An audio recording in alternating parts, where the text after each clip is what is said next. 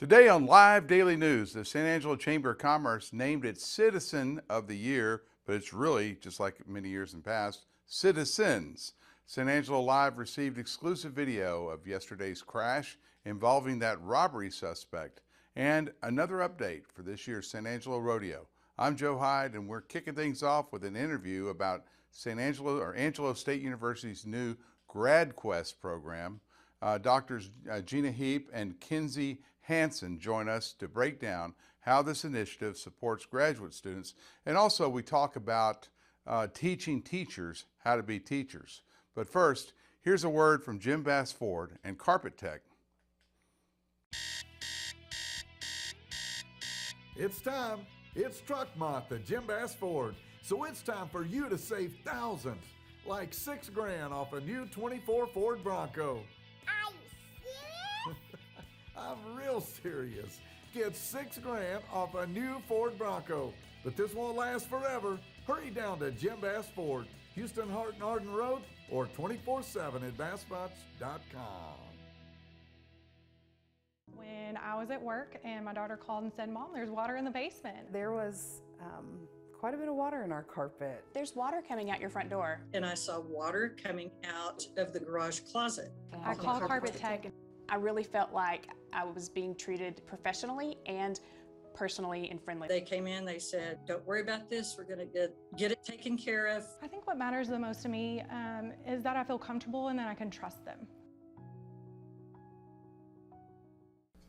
Hello, welcome to San Angelo Live. I'm Joe Hyde, the publisher of San Angelo Live. I'm here with two Angelo State University education. Your education, what do you call it? Education educators? We are education educators. Right. So this is Gina and Kinsey. And what do y'all do as educators? Well, in our particular program, we teach online for the College of Ed and curriculum and instruction. So I teach, what do I teach? Student development leadership. Yeah, student development and leadership in higher ed and academic advising. So I am teaching individuals who are, who hope to have careers in higher education, in student affairs. Okay. And I teach in leadership. I do an administrative leadership program, and it's not education specific. So I'm preparing anyone that wants to be a leader or an administrator in really any field. I've got students in the military, in health administration, in nonprofits, in education, but in every kind of facet you can think of that an individual wants to. But in the education world, it would be principals and school administrator type. Oh, yes, if they were educators, but we have a different program for specifically for principals and superintendents. How many people do you have in person in the graduate school, just approximately? I don't even have a guess for in I don't know. person because all of our graduates, Everything's online? all of our programs are online. All right, well, online, how many people you got? We have, I would say 800 to 900, right? in our department. Yes. And this is graduate, so you're Yes. not going to have thousands of people in a graduate program necessarily. Correct. So 900 is a pretty good number. It is. Right, especially for one department. 'Cause Right. This is just representative of one department. And so where are all these online students? Are they all in Texas? Are they? They're everywhere. I have students out of the country. Some of my military students, I have one in Paris. I've got some that have been in Qatar. I've got students that are in Minnesota. We do have several that are in Texas, throughout Texas, but really, I know in my program, they're throughout the United States and even outside of the United States. How are you acquiring these teachers? Is it through word of mouth? Are they stationed at Goodfellow and they start here and and then they get transferred somewhere and they need to finish, or? It's really been word of mouth. All of our student enrollment and growth have been from word of mouth. Marketing hasn't been a tremendous focus in terms of the growth that we see. It's been students telling other students that they've had a good experience. And when you graduate from this program, are you giving their teaching certificates, or what's the? Well, in some of our programs, they are not in ours, but in the Department of in the College of Education, we have the teacher ed department, and so they focus on the undergraduates who are earning their teacher certificates or certifications, and in our programs, in the graduate programs, is where they are doing educational leadership, like the principals and superintendent certifications. So undergrads are doing the teacher ed, teacher prep, K-12 teacher prep, and then our graduate programs are doing the principals and superintendents. And also counselors. Yes, Well, counseling is a big, yeah. Counseling is a big School counseling, and then we also have LPC Bridge and What's that mean? Licensed professional counselor. Okay. And we also have a mental health and wellness master's degree within our department. Oh, wow. Yes. So you could be a teacher for 10 years, come back and do this course and upgrade to, I don't know if it's an upgrade, but you move over to being a counselor. Yes, Or- and a lot of people do that. And that is just in our College of Education. Throughout ASU, the College of Graduate Studies, I believe there are about 1,700, 1,800 students altogether. So with our 900-ish approximately, then there are also 800 or so face-to-face and hybrid I see. across disciplines, across campus. So, the 900 is just ours. We have the majority of graduate students in College of Ed, but there are graduate students throughout campus. What type of student, what type of person, I mean, is it like generally a female, or is it all male? I mean, what kind of mix of students do you have? Kind of explain where I guess it's a two-part question. Where would they be in their career? Would it be 10 years in? Would it be 5 years in? And also, what are they? Are they females? Are they males? Are they, I don't know, are they African American, Hispanic, white? I mean, what kind of mix do you have of students? Well, I don't have those demographic breakdown numbers, but in education, typically teachers and educators are female.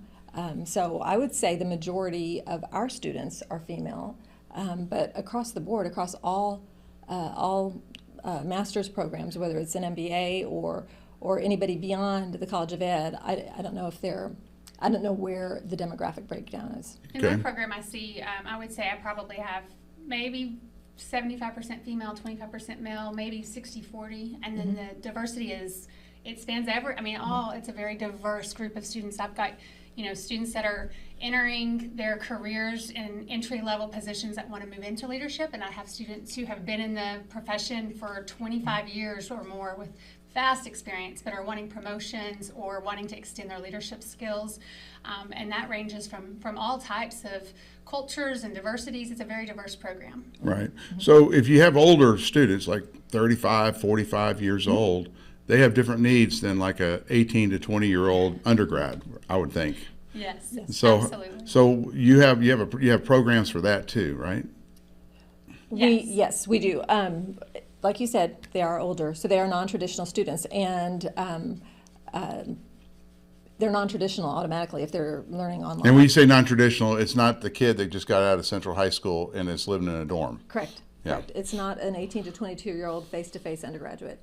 These are adults who are already in their professional careers and in their lives, and in many cases, they're parents themselves. They have small children that they are parenting. They may have parents who they are taking care of, and they're in their professional careers, and so they are. My hat's off to them, because it is difficult to go through a master's program and have that advanced level of study while you are also holding down a job. Yes, holding down a job, navigating your career, Right. and being a parent, and you have Taking care of your parents. yes, Right? yeah. And So- that's what we're really excited about with our new Grad Quest program. It's called Grad Grad Quest. Quest. Grad yes. Quest. And it's a federal grant that we earned. We wrote this grant as a committee within ASU. I did a needs analysis with our students and then wrote a grant that would really serve the needs that were identified in that assessment. And one of the pieces of this grant is a wraparound service for graduate students. So we have what we're a new position that we're referencing as a concierge, and that is a one-person connection. A graduate student, let's say they are having trouble finding the support that they need to help their parents, or they're having trouble balancing childcare, or they need help with financial aid. They have one person that they can go to within the graduate area that can connect them, whether it's local resources wherever they are, or within ASU resources. Maybe it's counseling. They've had a really tough day and need someone to talk to, and that concierge can connect them to whatever the service is. I would think a major need for someone in their 40s who's taking classes online and has a job. Maybe they're in a job that doesn't provide health care insurance or something like that. Maybe they're working for a plumber. I mean, there's yesterday I was at a meeting. I watched a presentation of the Concho Valley United Way of the Concho Valley, and they have this group. They said they've taken a segment of San Angelo's population. They call it Alice, and it's people who are above the threshold for Medicaid and food stamps, but below the threshold where they can actually pay their bills because our rent's so high, inflation's really hurt our affordability of groceries, particularly eggs. Yes. You know how much eggs cost at Sam's? Over $6. They're like 40 cents a piece. I mean, for an egg. Yes. So, what kind of services can you provide to help them with health care? Well, I think part of that service that we have is with that concierge, being able to help connect them with, well, one, connecting them with services, and two, we're doing some additional components like financial literacy, where they will be able to look at financial planning and how to allocate funds, and like you were talking about with retirement, not getting benefits, looking at adjusting and educating on different options and ways to look at things, as well as connecting them with that concierge, with people who can help talk through individual health care plans or SNAP, filling out SNAP paperwork or whatever that might be. And SNAP's food stamps, if y'all didn't know that. I got this cough that won't go away. And there are 5 components of GradQuest. There are 5 main programs, and one of them is Grad Funds. And Grad Funds is going to be scholarships that are available to low-income students. Are you going to source them here or from local donors, or are they already there? It is included in the grant. So we have. Really? So the grant has scholarship money? Yes. It does. Really? Okay. It does. So we do have some scholarship money that is available to students who demonstrate financial need, and for those who may not get direct benefits in terms of scholarships, we will have other resources available to help them alleviate the burden of a master's program or of a graduate program, and whether that's going to be through graduate assistantships or internships. So we are trying to alleviate that burden, because in the needs assessment that Kinsey was talking about, that was the number one hurdle for students is the financial part. Mm-hmm. Of course, it's always money. Money Yes. enables Yes. everything. Right? Yes. So we do have money built into the grant, financial aid built into the grant, scholarships. How much money is it? Well, it depends. I mean, per student. Well, we don't know yet. What we're going to do, I think in April, we're going to roll out with the first applications, the first scholarship applications. And so we're going to need to see how many students actually apply, how many students are able to demonstrate So need. you have a pot of money. So we have a pot of money, Yes. and we need to see how many students actually qualify for the direct benefits, and then we'll have to go Then we from can there. allocate and determine how to do it. So obviously, writing the grant is a lot of work. Yes. And before you write a grant, it's kind of an entrepreneurial thing. You got to see a need. So how did it come to you that we had a need for this? Well, looking at our graduate students in higher education across the board, graduate students have kind of been, they've gone through and they have a bachelor's degree. Mm-hmm. And so a lot of institutions just in general have focused on the undergraduate student experience. And so you see support services have grown exponentially over the last 10, 15 years to really support those undergraduate students. As the graduate students have continued to come in and be successful, but not had the same emphasis on support like the undergrads do. And so knowing that, we all knew there was opportunities for improvement. Mm-hmm. What did that look like? That was the biggest question, is what do our students really want to see? What will they utilize? What's impacting them? Right. So we knew there was a need just based on historical, looking at how we've served the services and organizations and mm-hmm. things provided to them. It was just really filtering in on what do our students say they want? What do our students need, so that we could then, like you said, write the grant around those needs. Did you benchmark any other college? We looked at some of the best practices from Yes. other colleges. So while we aren't necessarily benchmarking ourselves against those colleges, we did review best practices from other institutions. So. And what did you learn from looking at other colleges? I mean, it's kind of a competitive situation because obviously Angelo State University wants to expand its enrollment, its influence, and things like that. Mm-hmm. So what were some of the things you saw at other colleges that kind of fed into this? This concierge role mm-hmm. is really, really new. It's something that you don't see in a lot of places, but we have seen it in some. So that mm-hmm. was kind of this wraparound idea. That was a new thing that came from another institution.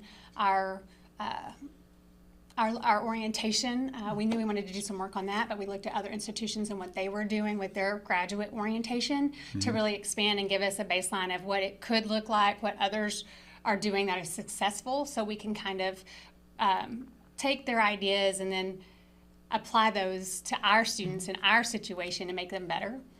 What else do you think? Well, Kinsey was talking about the need for greater, in terms of quantity, student services for grad students. In the last 15 years or so, I think our graduate student population at ASU the online population has tripled. And so while the enrollment is growing, if the services available to them are not, then that's pretty much a net reduction. Because, right. And so we're really just looking to improve those services to the students and make more available to them. As well as the online teaching component, because we do have more students, graduate students online, we also wanted to extend instructional practices, best practices in online teaching, and that is changing all the time. And so we've looked at some of other institutions, other practices, other technology, things available, and are implementing that. One of the pieces of this grant is faculty development, professional development for graduate faculty to extend and enhance their training as they're continuing to change, with AI, for example, just the different things that come about. Okay.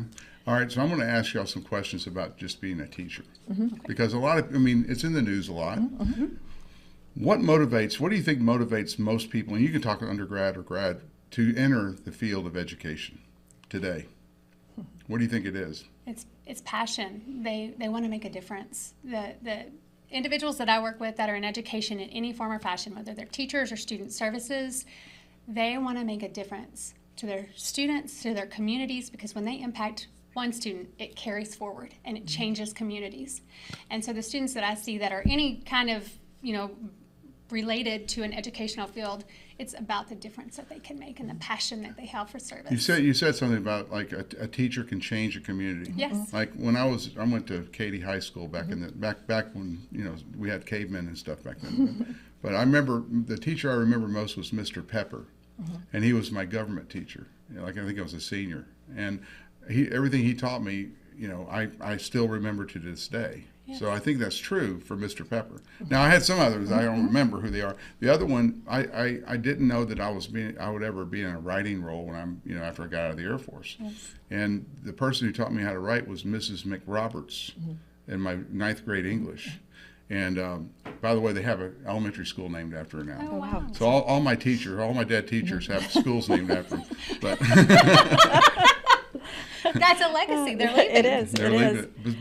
But I think that's an important part, that a teacher, a good teacher, can change a community. Absolutely. And for me, I a lot of times quotes and sayings can become overused and trite, and people don't really pay that much attention. And every time I hear and think of two quotes, I feel it in my bones. And one of them is from the late 1800s, Horace Mann.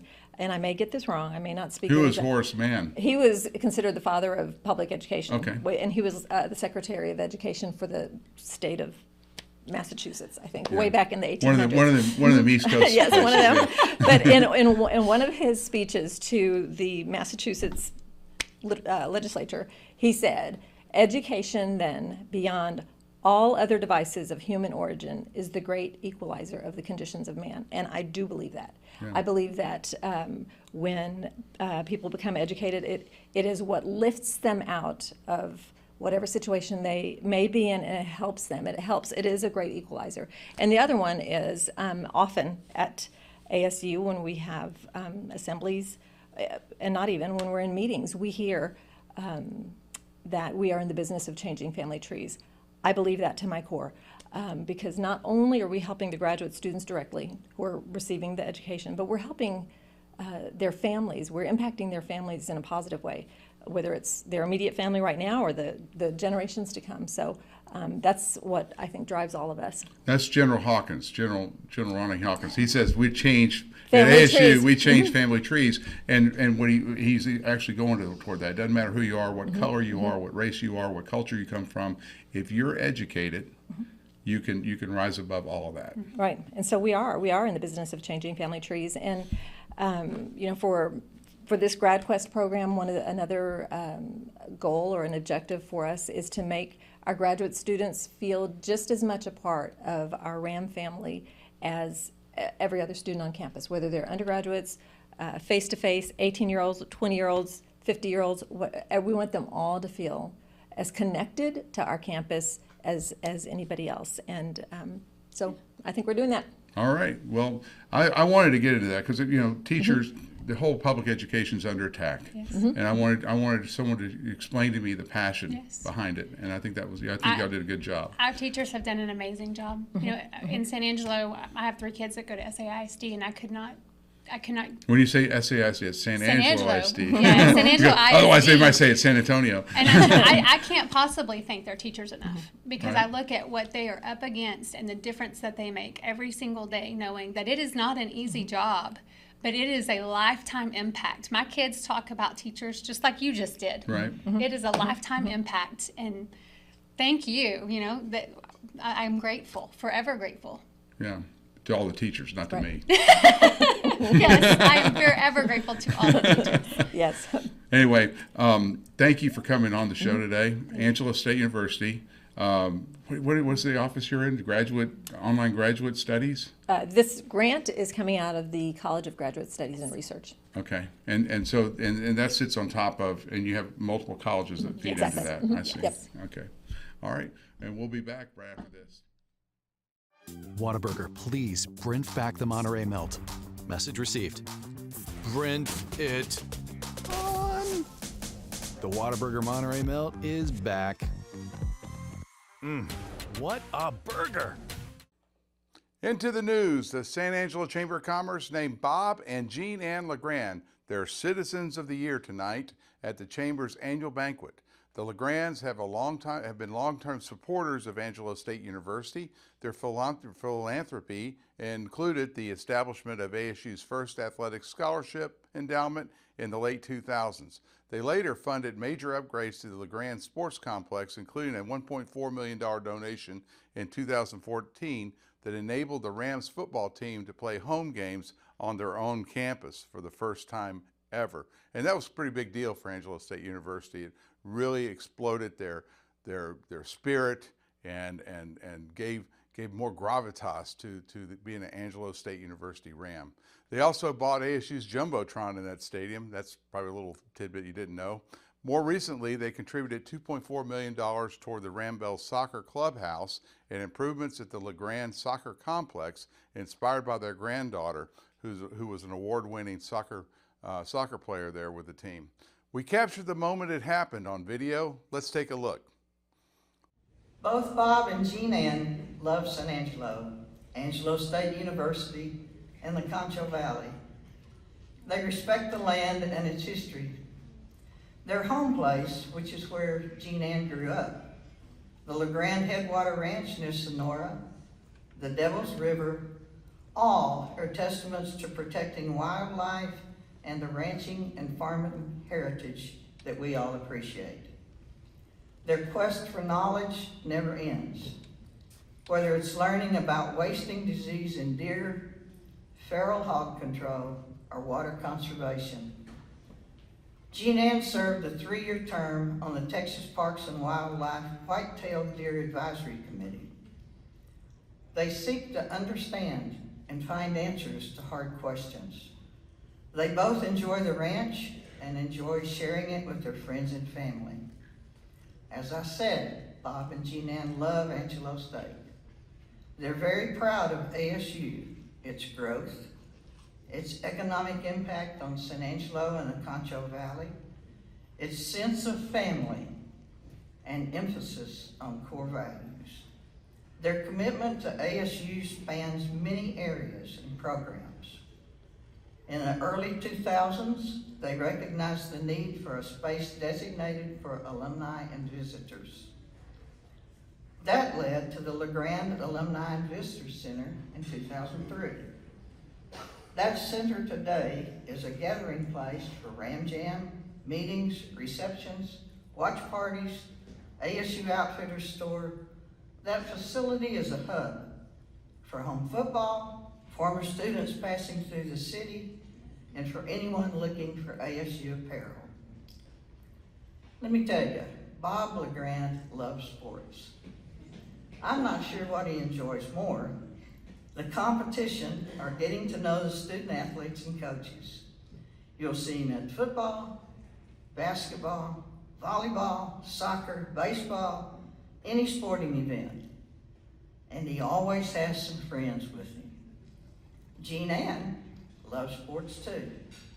She was involved in sports at Wall High School as a student during the pre-Title IX days, you know, when women were too dainty and weak to play full-court basketball, run more than 300 yards or so, you know the drill. Granddaughter Caitlin put a lot of those myths to rest. In 2008, Bob and Jean Ann created the first ever scholarship endowment for athletics at ASU. What a game changer for us. Most people are not familiar with how athletic scholarships are funded. Yes, the institution provides some funding, but private endowments and financial support are critical to fully funding for NCAA limits.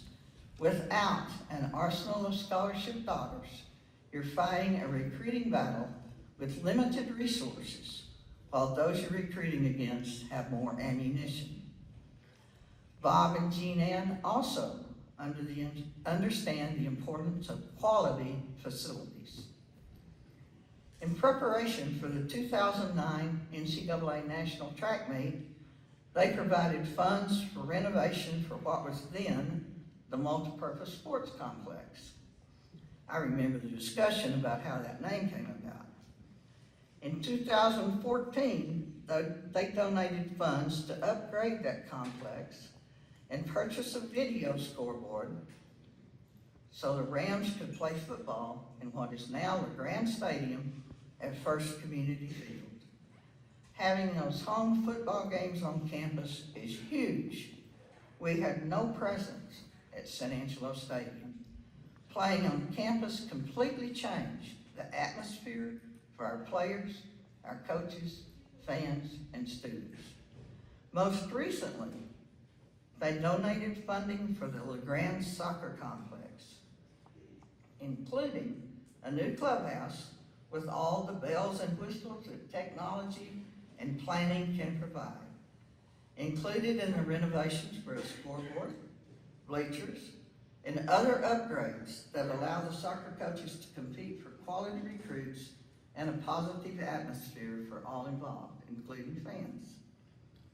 In the interest of full disclosure, granddaughter Caitlin has left her own legacy on the ASU soccer program.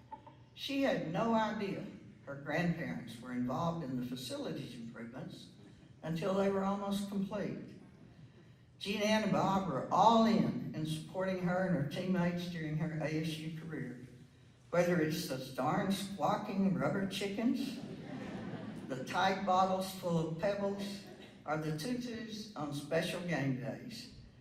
It isn't every day that you see neurosurgeon Grandfather Bob in a tutu in public, but you don't want to miss it.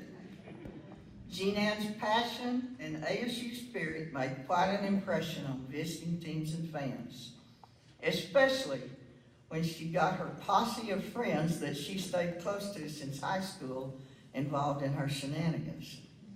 Jean Ann is a force. Most of you are familiar with the Phil George Blue and Gold auction and dinner that we hold every year in August. It kicks off the sports seasons, the school year, and is the primary fundraiser for ASU athletics. When we started that event many years ago, the athletic department coaches and staff, plus the Ram Club members and volunteers did everything. We were so fortunate that Jean Ann and her sister Diana Hewling joined us early on. Those two are responsible for laying the groundwork for the tremendous event that you enjoy now.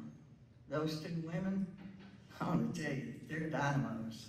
Their drive, their attention to detail, their vision, their energy, they're amazing. You get those two women together and mountains will be moved. Of course, Bob and Jean Ann's love for ASU extends well beyond athletics. Each year, dozens of students benefit from their academic scholarship endowment. The LeGrands understand the importance of graduating with minimal or no debt. ASU prides itself on the opportunities for students to do that. Quality education equal to any in the country without the sticker shock on graduation day for those who choose to take advantage of those scholarships. Bob has served on the board for Children's Advocacy Center, and he and Jean Ann were supporters of Hope House. Bob also served on the board for the West Texas Rehab, and the LeGrands are responsible for the Legrand Boardwalk on the San Angelo West Texas Rehab Center campus. Jean Ann and Bob are active members of Holy Angels Catholic Church. They are members of the Papal Order of the Equestrian Order of the Holy Sepulchre. They are also involved in the Walk to Emmaus. Jean Ann has served as a 4-H leader, a hospice volunteer, and has served on the ASU Foundation Board as well as the board of the Laura Bush Foundation Institute. She has served on the Ex-Students Association Board of Directors, including President Emeritus. Jean Ann was awarded an honorary doctorate of humane letters from Angelo State University. To say she is an accomplished painter and seamstress is an understatement. She is also a published author of the Franz Bloch Family History, which is in the Library of Congress. Always learning, always inquisitive. She's been learning German for fun. Who does that? Bob is also one of those inquiring minds. He's curious and always learning. He learned from his dad the importance of taking care of others and of giving back. He learned his work ethic at an early age when he had a paper route. He got up at 5 a.m., delivered his route of 100 papers at 1 cent each, made $1 a day. He didn't get rich, but he learned to show up and do what was necessary.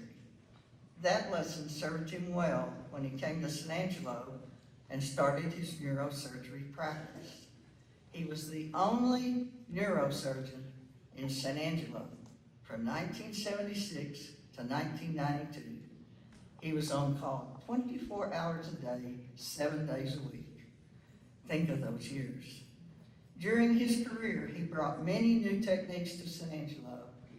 Bob served over 40,000 patients over Central, West, and Southwest Texas.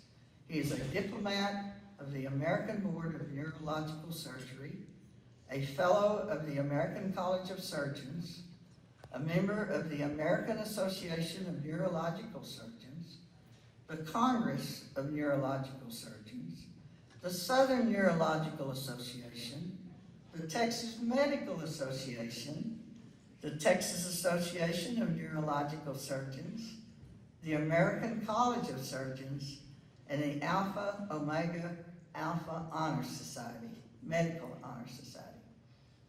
Bob and Jean Ann love adventure. He's an avid sportsman. He loves to fish, hunt, hike, and Jean Ann is game to try anything. Family is important to them, and they've shared many of their adventures with their family. Rafting, chasing eclipses, building memories. Bob and Jean Ann have climbed mountains, South Base Camp in Nepal, North Advanced Base Camp in Tibet, Kilimanjaro. They've been to the Arctic, Antarctica. They've hiked in Bhutan, Mongolia, England, Wales, and Spain, as well as many European, South American, and Asian countries. Luckily for us, they always return to San Angelo and the Concho Valley, where they continue to make a difference every day for now and for many years to come. Congratulations, Bob.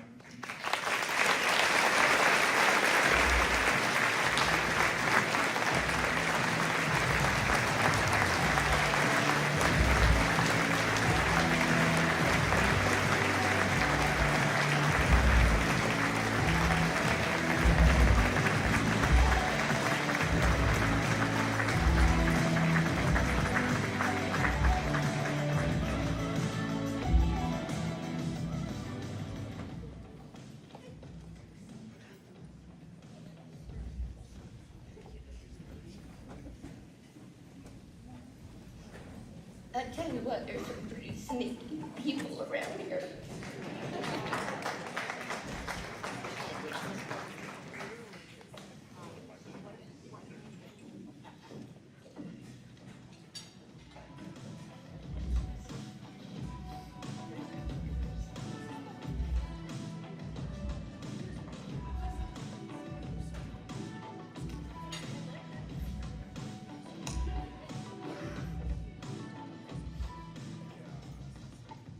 Sorry, guys.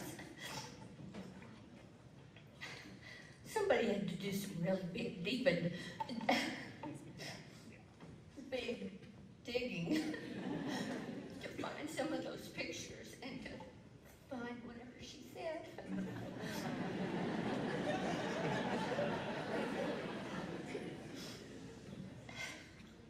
This is my family up here,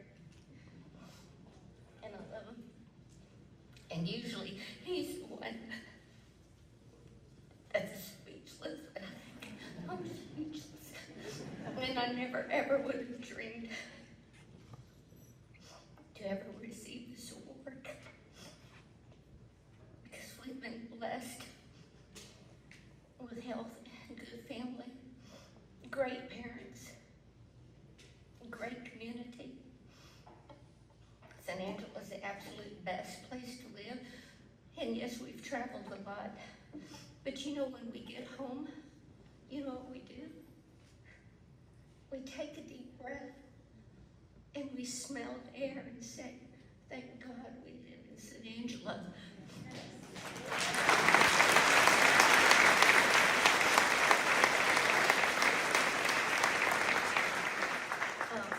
The people here are amazing. Y'all are all contributors. And I looked at the group here and I'm thinking, oh my, now they're so young. But thank you to the committee and to all of you. And thank you, Kathleen. I'll have to talk to you about this later. And where in the world you found the pig picture, I'll never know. Oh, my sister. But thank you so much. It is a tremendous honor.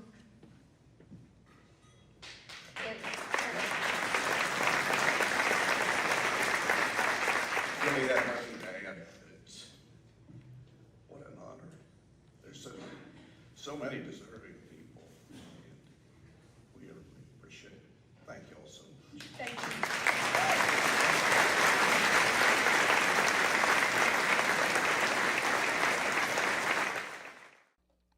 We have more exclusive footage for you.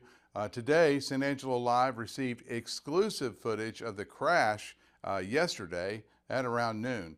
A man running from police in a blue Kia Soul. Now remember this, he's running from police and he's driving a Kia Soul, was southbound on Abe with police in hot pursuit. According to the police department, the Soul's driver, his name was Daniel Perez, 24 years old. He plowed into an innocent motorist who was just crossing the Bryants westbound on Beauregard. It could have been any of us. Anyway, this Perez kid was arrested for aggravated assault with a deadly weapon, evading arrest and possession of a firearm. He's sitting in jail right now on a $10,000 bond. The footage was captured by the security cameras at the Angoria Hotel at the corner of Abe and Beauregard. We got news from the rodeo up there located on the north side of town that the San Angelo Stock Show and Rodeo this year will be back with a new start time for all of their nighttime events. Instead of starting at 7:30 p.m., they'll now be starting at 7 p.m., and that's a big change. Rodeo season in San Angelo begins on April 4th and runs through April 20th. It will feature highlights like Extreme Bulls competition on April 13th. That's a pretty cool thing because it's nothing but several go-rounds of bull riding. And then they have the PRCA finals. They also call that the short go. That'll happen on April 18th. 2 show days are set for April 5th and 12th, with Tejano Day closing out the festivities on April 20th. Tickets go on sale March 3rd at 10 a.m. We'll be right back and with the weather after this quick word from Jeff Chandler and Westbrook Plumbing.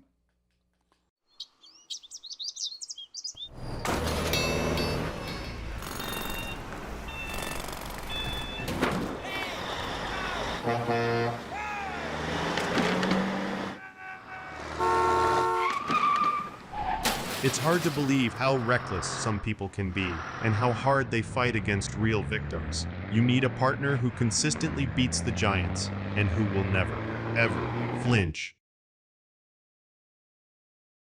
Do you have a plumbing emergency, burst pipe, major leak, or any other urgent plumbing issue? Westbrook Plumbing provides 24/7 services to San Angelo and the surrounding area. All of Westbrook Plumbing's plumbers are licensed, insured, and trained to provide San Angelo with the best service. Give them a call at 325-304-4209. Now into this cold weather. This cold weather advisory, and there is a cold weather advisory in effect for most of west central Texas from 9 p.m. tonight through 9 a.m. tomorrow. That's Friday.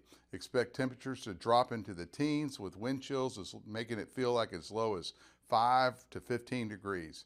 Winds will be between 5 and 15 miles per hour, and that'll make it feel even colder, especially in the early morning hours. Friday morning, wind chills could hit the single digits. Now, here's a word from Cano's Diamonds and Coins. When it comes to unique pieces you can't find anywhere else, Cano's Diamonds and Coins is your one-stop shop. With over 24 years in the diamond and coin industry, Cano's Diamonds and Coins is West Texas's choice for diamonds, jewelry, coins, silver, and gold. Owner Bill Cano stands by his work and offers free consultations, including estate jewelry. Don't just trust anyone with your valuables. Come see the staff at Cano's at 1016 West Beauregard in San Angelo. Thanks for watching the live daily news show. We're the only locally owned news show in the Concho Valley. Go like us on Facebook, X, and other social media platforms. Download the San Angelo Live app on Google Play or at the Apple App Store, and you'll stay up to date with everything that's happening in San Angelo and the region. Thanks again, and we'll be back tomorrow.